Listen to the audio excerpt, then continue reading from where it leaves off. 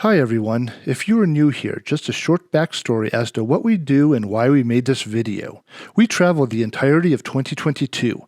We started in Denver, Colorado, which is our home base. From there, we traveled the entirety of the Pacific Northwest, from the picturesque coast of Oregon up through the rainforest of Olympic National Park, then British Columbia and onward through Canada, and finally making it as far as Fairbanks, Alaska before we turned around. On the way back, we traveled through Montana, Idaho, California, Arizona, and New Mexico on our way home. This video is just a few of our favorite pictures from 2022. I know it's not a video, but I promise the pictures are amazing and you'll want to see them. We saw some of the most amazing places on the entire planet and like to share them with you. We put these in order of the top 10 places we experienced over the year. As amazing as Sedona, Arizona is, it only comes in as an honorable mention, which speaks volumes about the amazing places we saw.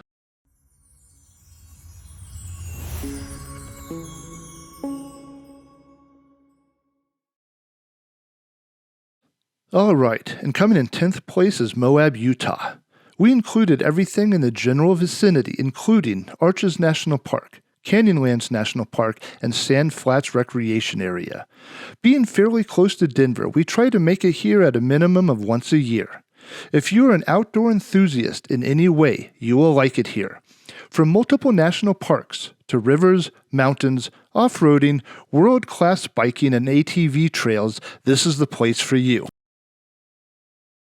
Some canyons are thousands of feet deep to 12,000-foot tall mountains for camping, hunting, and hiking. The lowlands are dry and desert, and then what most people don't see is that the mountains are very lush, green, and very much the opposite of a desert. If you head out past the potash ponds, you will get to the cliff that Thelma and Louise drove their car off at the end of the movie. And number 9 is McCarthy in southeast Alaska, just outside Wrangell St. Elias National Park and Preserve, which was by far the most remote place on this list. Not only physically remote, as in there was an hour-and-a-half drive on a rough dirt road to get there, but also remote as it still had the feel of an 18th century town. There are no cars, just a couple of shuttle vans. There is a parking lot on the other side of the river that you park at. Walk yourself across the river. If you are staying in town, you must take all of your belongings with you across the river and then take a shuttle into town, about a quarter mile. This is all very civilized. Just a few years back, you had to take a cable car and pull yourself across the river.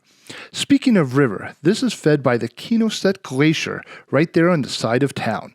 It is absolutely majestic. There is hiking, both down to the glacier or up the valley to see the full glacier. We took a tour that ventured into the old mining building. Way cool. Totally recommend it. There is lots of camping available. But this is bear country, so do it at your own risk. There's a couple of hotels, but they are small and get booked months in advance. The Airbnb website does have some cabins, but it's not much more than camping with a solid structure around you. Number 8 goes to the Valley of the Gods and Monument Valley. We are now on the south side of Utah. There is just something majestic about this area. It is nearly impossible to explain unless you have been there. I hope the photos do it justice. Mexican Hat is a small town that is centrally located to a lot of fascinating places in the area. Just south there is Monument Valley, where Forrest Gump stopped running in the movie. Then there is Gooseneck State Park as well. All are amazing, but Valley of the Gods is the reason this area made it onto this list. The main reason is you can drive through it. You can be a part of it, not just look at it from a distance.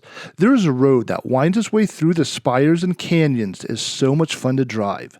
You probably want an all-wheel drive crossover at a minimum.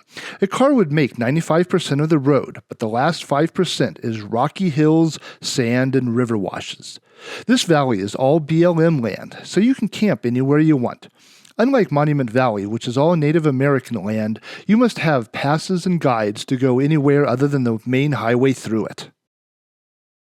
Seventh place deservedly belongs to the Oregon coast. No one place here is beyond amazing.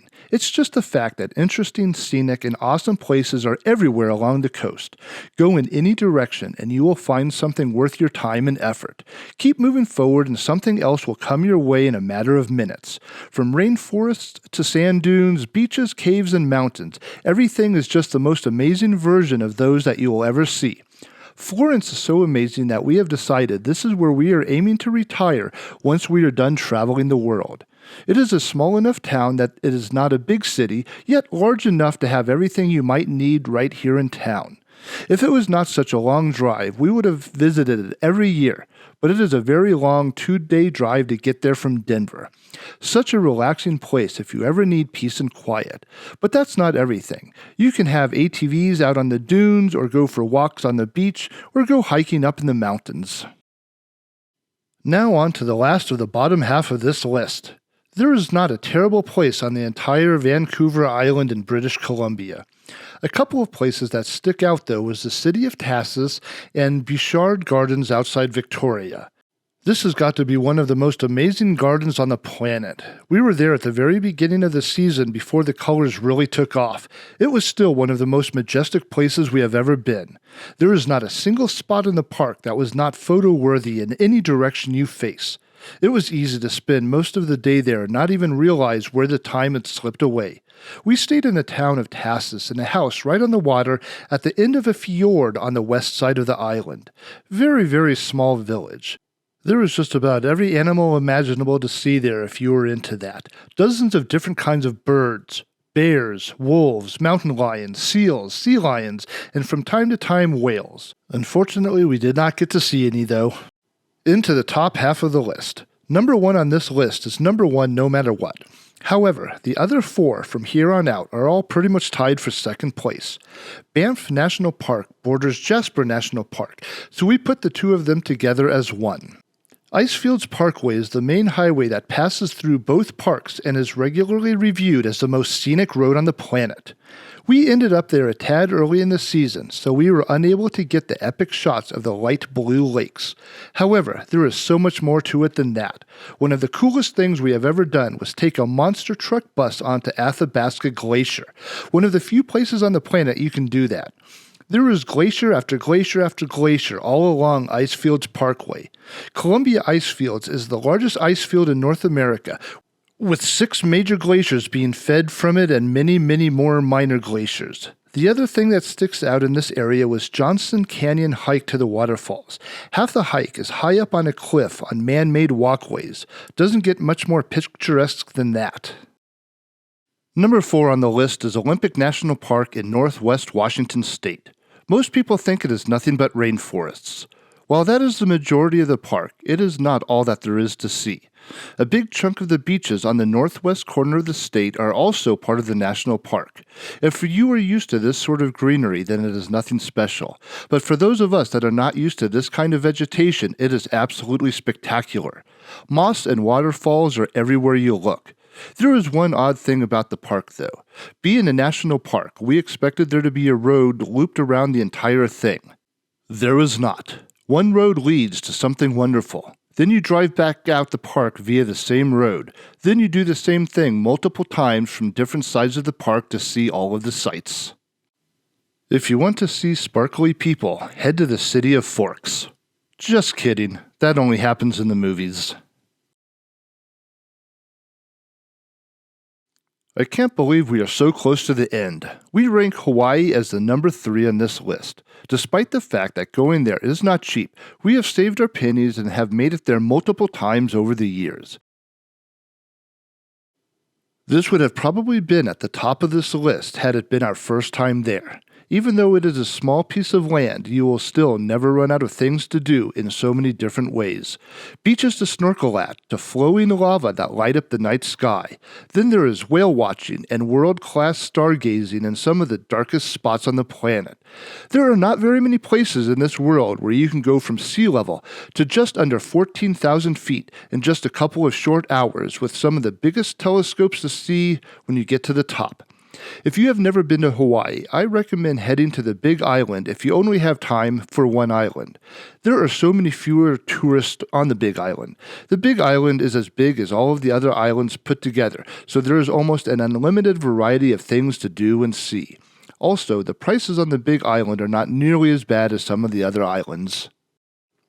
There are national parks on the islands that are among the best in the world, along with a slew of national monuments and historical sites. We did manage to make it to Volcano National Parks on the Big Island and then to Haleakala National Park on the island of Maui. We did not make it to the island of Kauai on this trip, but if you ever make it there, Google all of the major movies that have been filmed there. It is a ton. Salmon Glacier in West British Columbia, Canada is number 2. This was a bit of a scary drive to get to the top, but it is so worth it. There are some steep roads right on the edge of the cliff with no barriers.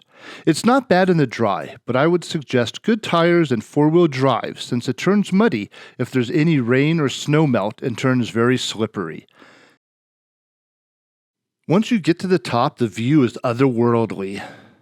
If you continue on, you come across an old mining tunnel. Unfortunately, we did not make it that far. There is a bare viewing area on the side of the highway before the road starts going up into the mountains. They are there mostly during the salmon spawning season to feast on the fish. We got to see this grizzly just feet away. Beyond amazing experience. There are 2 cities down at the end of the fjord. Stewart, British Columbia is the city I would recommend staying at. Not only is there more variety of places to stay and to eat, but it's also a very nice place compared to Hyder, Alaska, which just seemed a little janky. Glad you made it this far. Number 1, top of the hill, the champion. No questions asked, it was number 1 by a huge margin compared to the rest on this list. It was not even a competition. Kenai Fjords National Park in south central Alaska.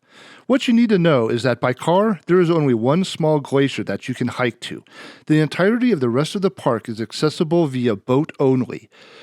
We took a tour that took 8 hours. There are different lengths, but if you really want to get the total experience, you need to go on the longer rides. Some of them even have kayak tours to get even closer to the glaciers. Just one piece of advice: wear or at least bring very warm clothing. It was a very warm day, and we ended up absolutely freezing. Think about it. Glaciers are ice. Ice is cold. And with all the icebergs around, everything is cold, and that makes the air cold around you. But whatever you do, just make sure you make it here. This is a bucket list worthy for almost anyone.